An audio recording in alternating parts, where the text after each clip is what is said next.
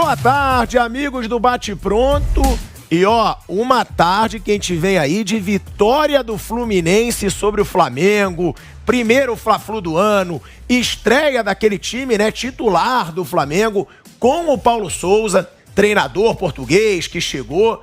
E ó, Flamengo perde, o Paulo Souza vai pra coletiva e fala: ah não, dominamos o jogo.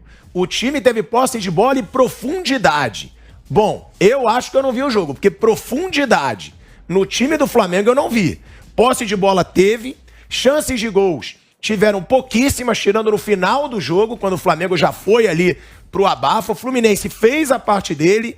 Agora, eu só acho uma coisa, eu já vou jogar pro Mauro César, porque eu acho o seguinte, Mauro, o português eu acho que vai ser um grande treinador pro Flamengo. Ele já mostrou que é um cara que manja de tática, ele sabe experimentar os jogadores. Agora, Diego Ribas, de meia, Mauro, aí pra mim ele exagerou. Há quanto tempo que o Diego Ribas não joga de meia? Nem de volante ele vinha jogando. E aí o cara bota o Diego Ribas de meia, sendo que o Vitinho vinha de uma excelente partida. O Vitinho tinha dado 3 assistências, o Vitinho vinha em alta e ele coloca o Diego Ribas. Pra mim, esse foi o grande erro. E outra coisa, muita posse de bola, mas sem muitos perigos de gols. Mauro César, concorda comigo ou já vai entrar na minha canela? Não, eu discordo de tudo que você falou, né? Até porque você, como representante da Flamimimi, né, eu não posso concordar com você. A Flamimimi, para quem não conhece, é aquele grupo assim que nunca está satisfeito. Nunca. Eles sentem falta do Marcos Denner, eles sentem falta do Val Baiano, sentem falta do Márcio Araújo, sentem falta do Negreiros, esses grandes jogadores que passaram pelo Flamengo em outros tempos. Eles sentem falta desse pessoal. Eu entendo da seguinte maneira: o técnico não conhece os jogadores tão bem, porque uma coisa é você conhecer o jogador, de ver jogar, de jogar contra, outra é você lidar com o jogador, né? Especialmente quando o treinador tem como característica, isso já ficou claro, fazer experiência, mudar o jogador de posição, tentar outras soluções. Isso você só vai saber trabalhando com o cara no dia a dia, no treinamento, colocando para jogar. Aí você vê o que funciona, o que não funciona, a capacidade do jogador de se adaptar a uma outra função, não a posição, mas às vezes uma tarefa dentro do campo. E tanto que ele escalou um time completamente diferente em 2 jogos, né? Ele só repetiu o goleiro, e isso até porque o goleiro em tese titular, o Diego Alves, ainda não estava à disposição, e jogou o Gustavo Henrique. E talvez nem jogasse se o Davi Luiz estivesse em condições. O Davi Luiz não jogou, então ele repetiu esses 2 jogadores em relação ao jogo do Boa Vista. Os demais titulares todos foram modificados. Acho que por isso que o Vitinho não jogou, porque não é uma disputa por posição nesse momento, não é uma questão de vou dar sequência a um time que está dando certo. Até porque deu certo contra o Boa Vista não quer dizer muita coisa. E sim, ver os caras em ação. Aí o que acontece? Para o europeu, acho que ele pensa, é o Fluminense, é um clássico, mas tudo bem, eu vou fazer as experiências que eu quero. Na cabeça das pessoas aqui no Brasil, o clássico tem uma importância, mesmo no estadual, exagerada, até pela falta de assunto. Porque o campeonato estadual é a pura falta de assunto. Então a gente tem que turbinar os clássicos para que eles justifiquem um debate. Eu acho que nem justifica debate, acho que só vale pela rivalidade, só vale pela alegria do torcedor do Fluminense, por uma vitória, pela pequena freguesia. São 3 jogos, 3 vitórias do Fluminense em 3 estádios diferentes, com 3 técnicos diferentes do Fluminense e 3 técnicos diferentes do Flamengo, que é uma curiosidade.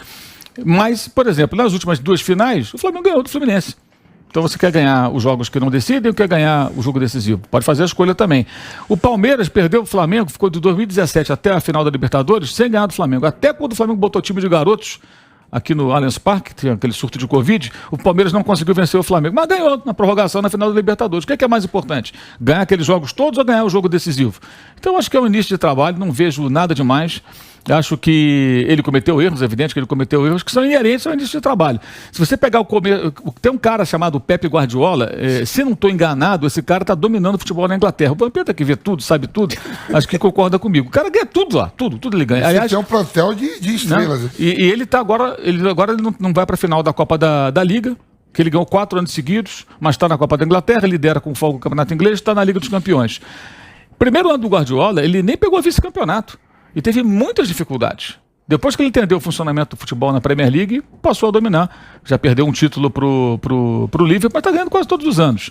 Nesses últimos 5 anos, se não me engano, o City ganhou 10 taças e o United não ganhou nenhuma. No âmbito doméstico, o que é impressionante. O Jürgen Klopp, que é tão elogiado, e merecidamente elogiado, primeira temporada dele, perdeu o final de Copa da Liga, custou a engrenar.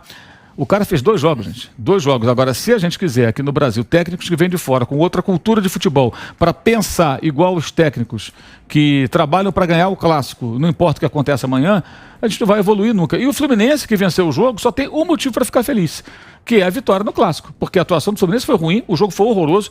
Pior que o jogo, só a transmissão do pay-per-view, para quem assinou, Carioca Play, um horror.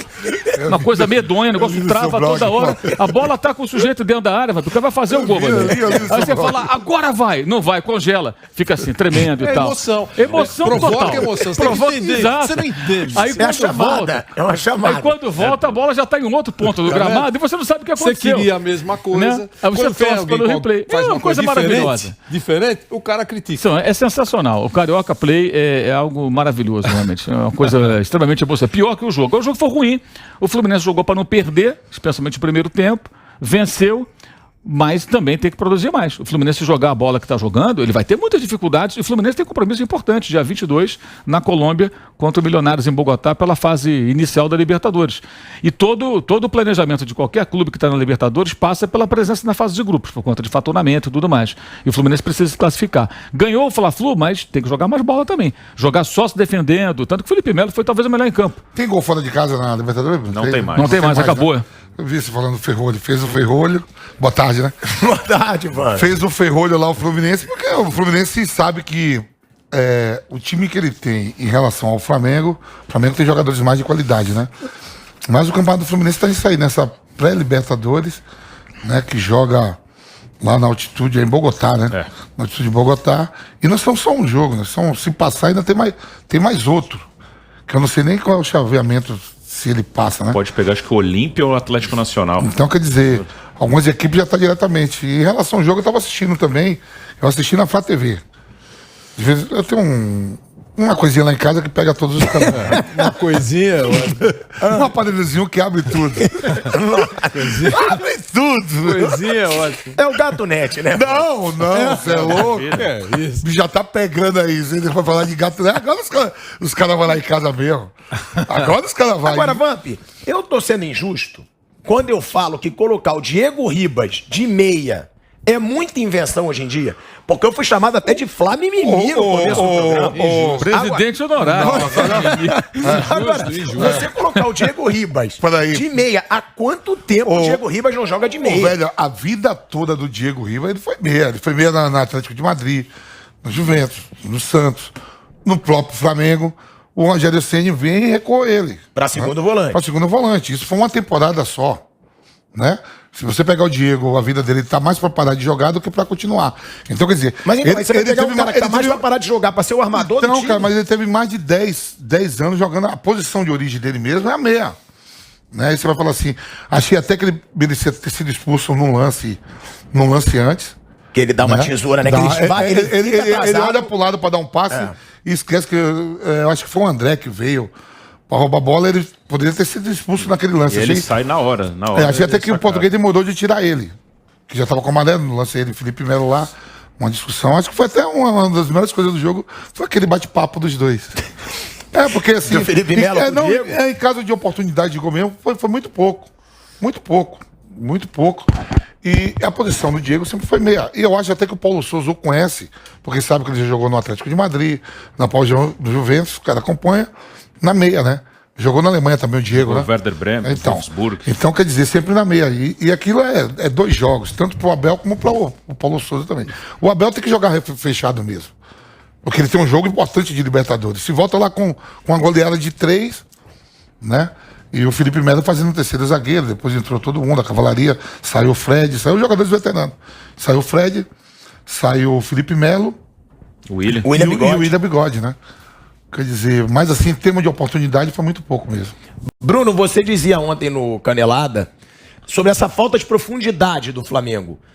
Você acha que faltou o quê? Ou você acha que o Flamengo tocou muito a bola, mas chegou pouco ao gol do Fluminense? Sim, isso aconteceu, né?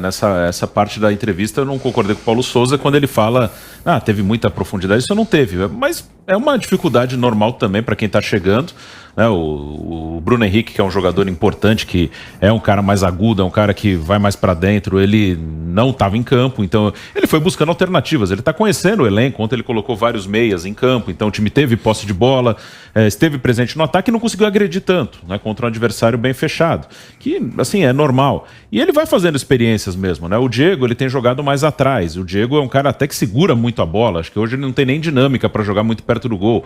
Mas ele observou isso, ele vai ter as conclusões dele. Ele tá testando o Everton Ribeiro aberto na esquerda, que é um jogador que nos últimos já um bom tempo joga na direita, um canhoto que joga na direita para cortar para o meio, para articular. Ele botou aberto na esquerda. Ele vai observar, isso funciona, não funciona. O Felipe Luiz, mais como um terceiro zagueiro, principalmente quando o time tá atacando. O Rogério fazia mais ou menos isso também, quando era técnico do Flamengo. O Felipe Luiz fazia a saída de bola com os zagueiros, então não foi nenhuma grande novidade pro Felipe Luiz. E eu acho que funciona bem ali. O Felipe Luiz nunca foi um lateral de chegar no fundo, de ultrapassagem, ele sempre foi um armador, assim, um cara de bom passe. Então ele tá observando, é um cara que tá chegando agora, tá conhecendo, é um momento de observar, de conhecer, de colocar gente nova para jogar, de testar. Isso aqui eu acho que pode funcionar, vamos ver. E é o momento agora, no Campeonato Estadual, então tem que ter calma, ele tá observando e tá conhecendo o elenco dele. Ontem não foi um bom jogo, dos dois lados. O Fluminense acabou vencendo, o jogo foi bem ruim, mas o Flamengo tem tudo para crescer. Acho que com o tempo ele vai conseguir conhecer o elenco dele e jogar melhor. Isso aí é natural. Foi o segundo jogo dele, o primeiro com os titulares, né? Olha, é uma moleza, né, concordar com vocês, porque vocês só falam coisas certas. Então, mas eu queria só dizer que eu discordo quando desconsideram o estadual. É sempre a mesma linha daqueles que entendem que o estadual tem que ser jogado pela janela e que não vale absolutamente nada. Eu entendo, eu compreendo e respeito essa tese. Não acho que é assim. Acho que a gente pode discutir o formato dos estaduais. Os dois principais, o de São Paulo, do Rio de Janeiro, formato, número de participantes, isso aí tudo cabe de discussão, que não há nenhum problema, sem radicalismo nenhum. Mas o primeiro clássico, aquele comercial, a gente nunca esquece. O professor Paulo Souza perdeu o primeiro clássico. Jogou melhor que o Fluminense, é verdade.